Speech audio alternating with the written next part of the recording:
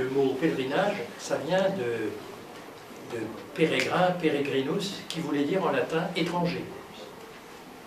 Devenir un pèlerin ou faire un pèlerinage, c'est se faire l'étranger. C'est entrer en terre inconnue.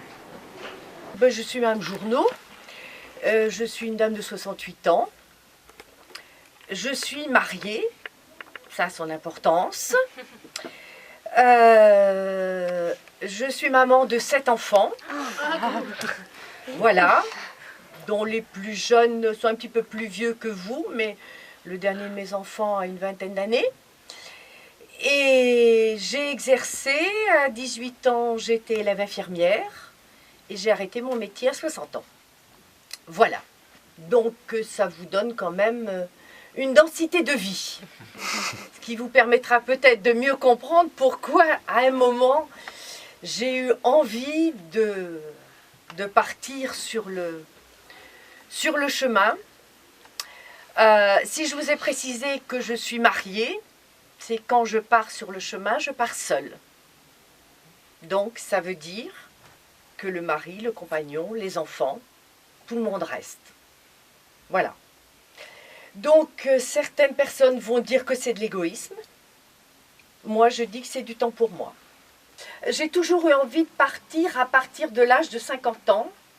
Je me suis dit, 60 ans, fille, t'es à la retraite. Il va falloir faire quelque chose. Il va falloir donner un sens. Vous avez 18 ans, vous pensez tous les jours au sens que vous allez donner à votre vie. Tous les jours, il faut se dire qu'est-ce que je vais faire quand on se couche le soir. Qu'est-ce que j'ai fait aujourd'hui? Quel sens a eu ma journée aujourd'hui? Donc quand on arrive à la retraite, on n'a plus besoin de nous professionnellement, mais il faut que nos journées aient un sens. Il faut que ça ressemble à quelque chose. Il faut continuer à vivre. C'est pas parce qu'on avance en âge qu'il faut que tout s'arrête parce qu'on est à la retraite. Donc j'ai dit, qu'est-ce que je fais? Moi, j'aime bien que le but de ma marche soit au-delà de la performance de mes mollets. On peut marcher pour différentes raisons. On peut marcher pour faire une performance sportive.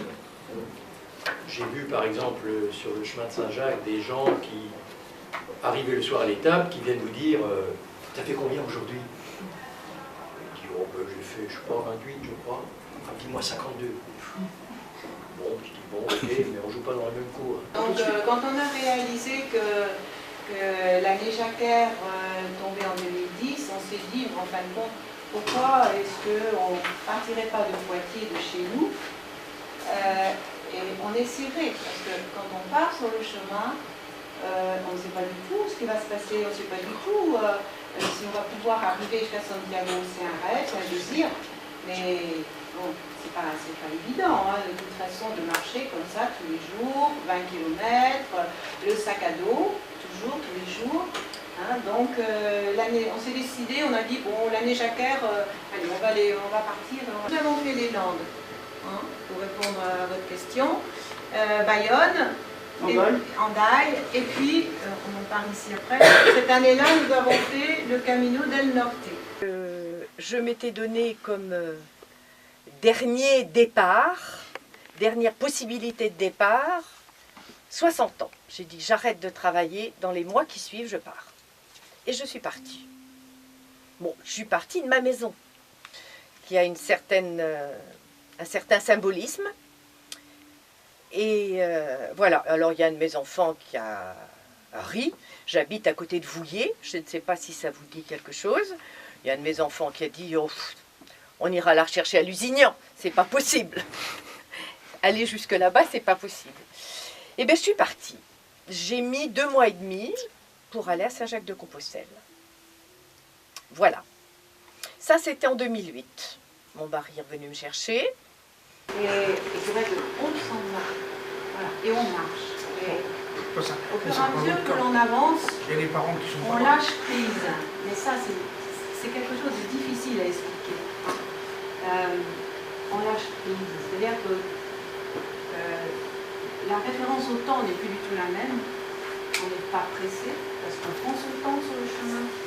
Qu'est-ce qu'on a à faire sur le chemin? Or, quand on se met à marcher, tout à coup, on retourne dans un temps et dans un espace accordé au rythme du pas et du corps.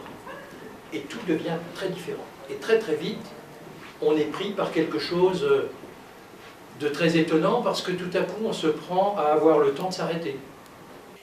Alors, 2010, j'ai recommencé. Et 2010, j'ai recommencé de ma maison natale. Et ma maison natale, elle est dans le département de la Manche, un petit village qui s'appelle Bellefontaine, à quelques trentaines de kilomètres du Mont-Saint-Michel. Et là, j'ai mis un petit peu plus de 3 mois, seule, pour retourner à Saint-Jacques, puis Fisterra. Alors Fisterra, c'est sur la mer. C'est où allaient les premiers pèlerins, et c'est d'où là, ils ramenaient cette fameuse coquille Saint-Jacques. Puis, quand on a fait 2 fois le chemin, on a des espèces de piqûres de rappel, on ne sait pas trop pourquoi. Je suis repartie une 3e fois, du Puy-en-Velay. Voilà, ça c'était en 2013. Je suis j'ai un peu le virus de la marche au long cours. Donc marcher partir pendant pas un jour ou 2 jours ou 3 jours, mais partir pour plusieurs semaines et entrer dans ce qu'on appelle la marche nomade. Parce que la plupart du temps, je ne sais pas si vous vous en rendez compte, la plupart du temps, quand on marche, on part d'un point et on revient toujours au même point. Après avoir marché pendant des heures et des heures, mais on finit toujours par revenir de là où on est parti. Et la grande différence de la marche au long cours, c'est qu'on part d'un point et l'étape suivante est toujours en avant. On ne revient jamais au même point. On est toujours dans de l'inconnu, toujours dans du nouveau.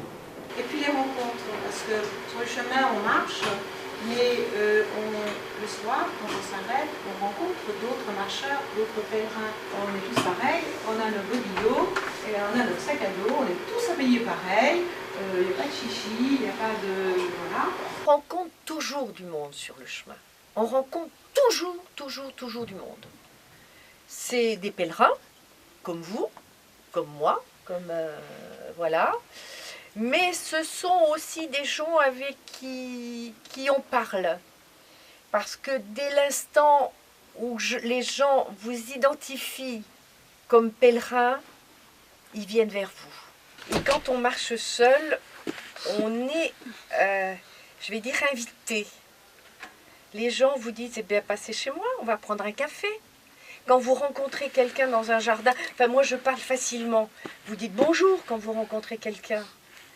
Vous êtes identifié comme pèlerin, ben rentrez donc, on va prendre un café tous les 2. On va déjeuner ensemble. Il y a cette humanité qui transparaît quand on est pèlerin. Cette vérité de la vie d'homme, de simplicité, de relations simples. Ça, on le rencontre très très facilement. Très facilement. C'est que vous avez de plus en plus de groupes d'étrangers qui viennent faire le chemin. Ça vient de très loin, d'Amérique du Sud, ça vient du Canada, ça vient d'Asie, ça vient de partout. Italiens, de toutes les nationalités, hein, vous rencontrez. Alors eux, ils ne marchent pas, mais ils font le chemin à vélo. Ils viennent de la Hollande, oui, mais c'est ils descendent jusqu'à Saint-Jacques en vélo.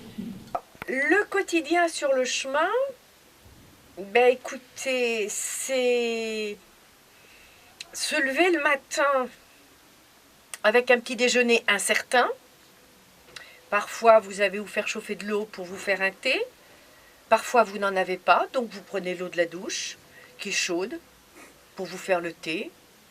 Vous avez votre pain qui est d'hier, voire d'avant-hier, si vous en reste. Vous avez un yaourt qui a eu chaud. La chaîne du froid, ça n'existe pas. Et puis on ne sait jamais où on va arriver le soir, on ne sait pas comment on va manger, on ne sait pas comment on va coucher. Ça, c'était quelque chose qui me plaisait bien. Et moi, ce qui me plaisait beaucoup, c'est de partir tôt le matin, mais très très tôt. Si je pouvais partir avant la levée du jour, c'est quelque chose d'extraordinaire. Parce que là, on voit beaucoup de choses dans la nature. On voit les animaux, tu te souviens, dans la pommeraie, là, des choses comme ça, ou les pêcheurs, et puis à un moment donné, discuter avec les vieux qui sortaient pour voir qui c'est qui passait, prêt à vous payer un café. Ce côté-là me plaisait beaucoup. Bon, après, chacun y trouve ce qu'il veut, mais voilà. Mais savoir où on allait loger, savoir comment on allait manger, les choses qui m'intéressaient bien. Ça nous posait problème, comment on fait. Voilà. Et donc, arrivé à Saint-Jacques-de-Compostelle, eh bien, c'est beaucoup de joie et beaucoup de chagrin. Beaucoup de chagrin parce que c'est déjà fini. Parce que sur le chemin, on est bien. On est libre. On est en paix. Et donc on arrivait par Vitré, Fougères, puis Saint-James, et de Saint-James, on arrivait sur le Mont. Et la première fois qu'on a vu le Mont, c'était à, je m'en souviens, hein, le nom reste, c'est à Vergoncé. Donc, je suis partie de ma maison natale. 2 étapes, j'étais à Genêt. J'ai traversé la baie. Ça, c'est un moment inoubliable.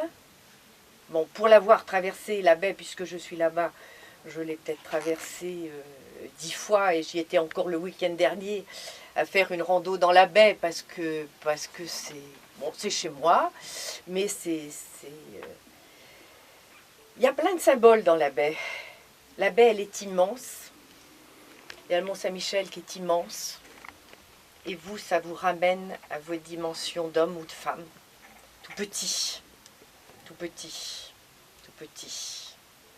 Donc ça fait réfléchir aussi à ce qu'on est en tant qu'homme, en tant que femme, par rapport à l'immensité de tout ça.